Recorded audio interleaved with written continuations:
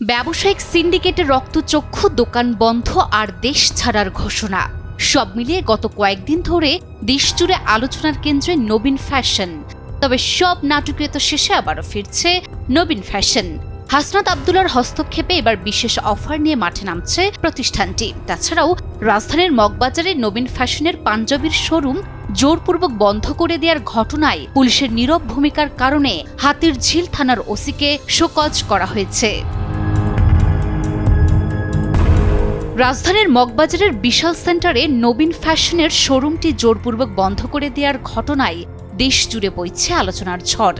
এর মধ্যে হুমকিতে দেশ ছেড়েছে নবীন ফ্যাশনের এমডি। তবে এই ঘটনায় এবার দোকান বন্ধের সময় পুলিশের নীরব ভূমিকা নিয়ে কড়া অবস্থান নিয়েছে আদালত।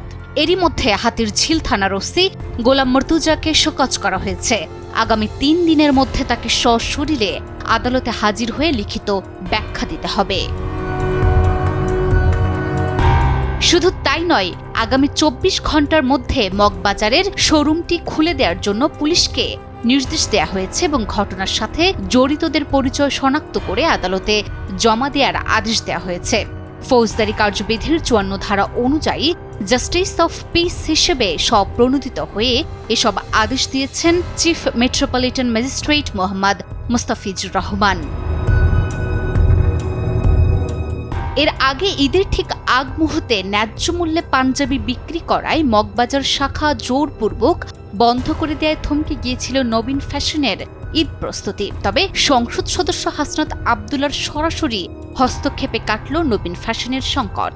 25শে মার্চ দুপুরে এক ফেসবুক পোস্টে এই স্বস্তির খবর নিশ্চিত করেছে প্রতিষ্ঠান কর্তৃপক্ষ। শুধু তাই নয়, ক্রেতাদের ঈদ আনন্দ বাড়িয়ে দিতে আসছে বিশাল অফার। 25শে মার্চ দুপুরে প্রতিষ্ঠানটির ফেসবুক পেজে জানানো হয়, ঈদের আগের দিন মগবাজার শাখা জোরপূর্বক বন্ধ করে দেওয়ার কারণে এবারের ঈদ আনন্দ উৎসব কিন্তু চলবে 15 দিন ইনশাল্লাহ। পোস্টে হাসনাত আব্দুল্লাহর হস্তক্ষেপের কথা উল্লেখ করে আরও বলা হয়, শুধুমাত্র জনাব হাসনাত আব্দুল্লাহ এমপি সাহেবের হস্তক্ষেপে মগবাজার শাখা ব্যতীত অন্যান্য শাখা চালু সহ আকর্ষণীয় অফার নিয়ে নবীন ফ্যাশন ব্যবস্থাপনা পরিচালক চায়না থেকে ফেসবুক লাইভের মাধ্যমে ঈদ উৎসব জানাবেন ইনশাল্লাহ।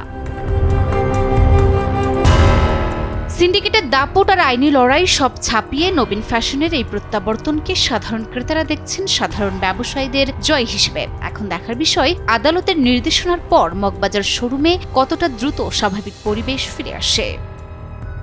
Desk report, news 24।